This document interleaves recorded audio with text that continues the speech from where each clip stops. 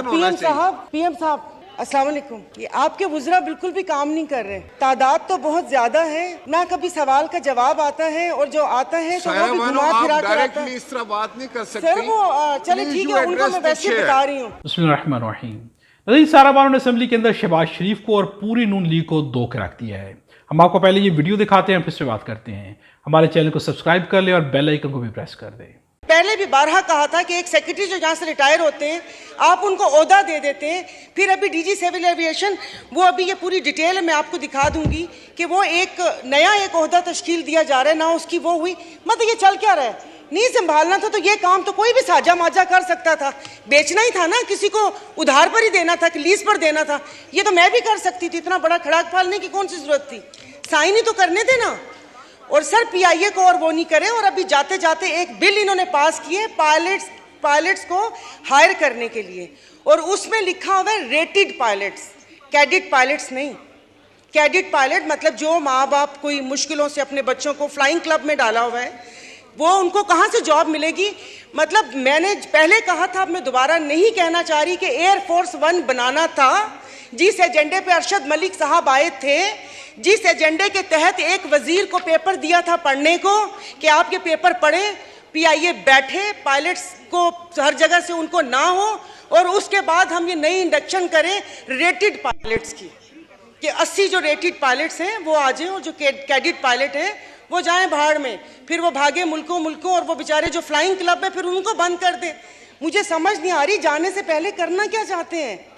Thank you सारा बानो। जिसका जवाब नहीं आया, मतलब इसको कहाँ से खोजना था।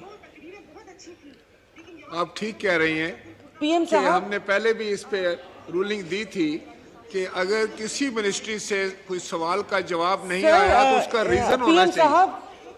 पीएम साहब अस्सलाम वालेकुम। ये आपके वुज़रा बिल्कुल भी काम नहीं कर रहे। तादाद तो बहुत ज्यादा है, ना कभी सवाल का जवाब आता है, और जो आता है तो वो भी घुमा फिरा कर आता है। इस तरह बात नहीं कर सकती। सर वो चले ठीक है, उनको मैं वैसे बता रही हूँ। सर वो आज हैं तो मैं उनको बता रही हूँ। आपका क्वेश्चन है, उनके वुज़रा काम नहीं कर रहे। देखिए एक तरीकाकार है ना, आप एक पार्लियामेंटेरियन हैं, आप मुझसे डायरेक्ट बात करें, मुझे एड्रेस करें, आप क्रॉस टॉक नहीं कर सकते। सवालों के जवाब नहीं आते पूरे। जी आप तशरीफ रखें।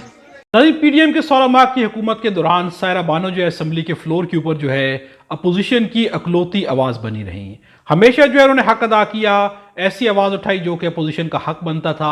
सारी अपोजिशन राजा रियाज के नीचे खामोश बैठी रही, लेकिन सायरा बानो जो है बार बार जो है वो बोलती रही। शहबाज शरीफ को जो है इस वीडियो के अंदर देखा जा सकता है कि डायरेक्टली मुखातिब करके बोल रही हैं, लेकिन शहबाज शरीफ जो है आंखें चुराते हुए नजर आते हैं। उन्हें बार बार जो है सवाल उठा रही हैं, लेकिन उनके सवाल का जवाब जो उन्हें नहीं दिया जा रहा, बल्कि स्पीकर भी पूरी कोशिश कर रहे हैं कि किसी तरह से जो है शहबाज शरीफ को बचाया जा सके, उनके ऊपर जो है डायरेक्ट अटैक वो ना कर सके।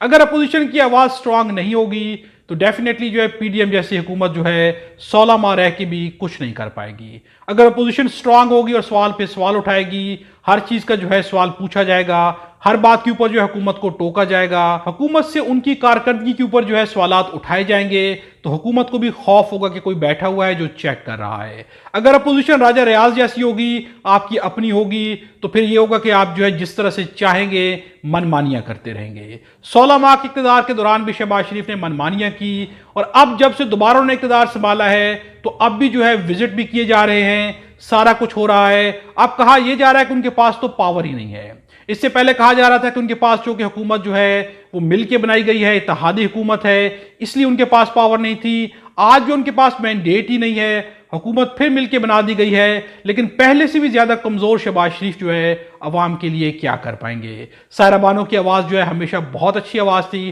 काश ऐसी आवाज़ें जो है पाकिस्तान की असेंबली के फ्लोर के ऊपर जो है अपोजिशन की आवाज़ें कम अज़ कम बन के उठती रहें, ताकि हुकूमत को जो है उनकी कारकर्दगी जो है नजर आती रहे। लेकिन अफसोस कि ऐसी आवाज़ों को जो है आगे नहीं आने दिया गया। अपनी राय का इजहार जो है कमेंट से ज़रूर कीजिएगा। खुदा हम सबको और हमारे वतन पाकिस्तान को अपनी ज़मान में रखे।